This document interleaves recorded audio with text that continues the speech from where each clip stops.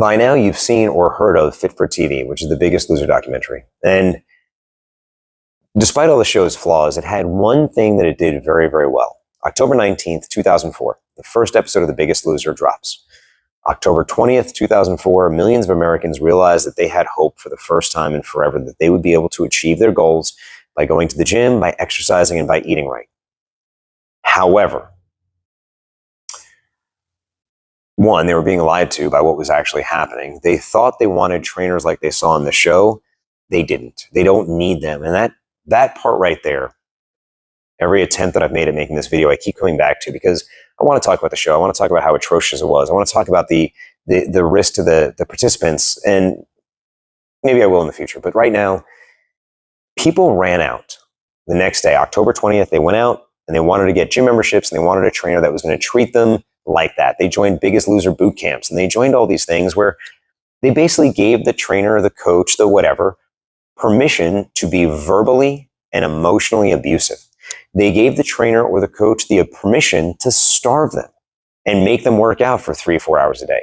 Tell them they wouldn't be successful unless they got on the treadmill for an hour before class and an hour after class. Made them do burpees or wall sits or some sort of punishment for gaining weight.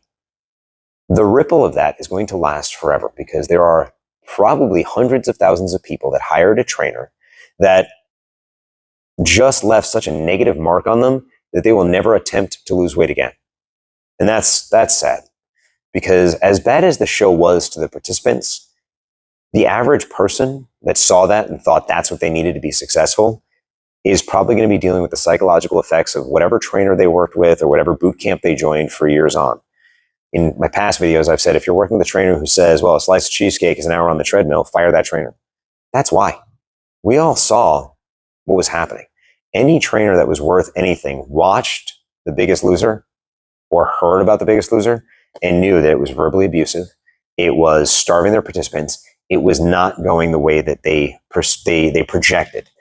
And I think that's really the saddest part. For 17 seasons, that show ran and encouraged people to starve themselves and work out for multiple hours a day. And I'm sure some people saw success from that. And I'm sure some people saw short-term gains like the participants where they lost a lot of weight and they gained it all back.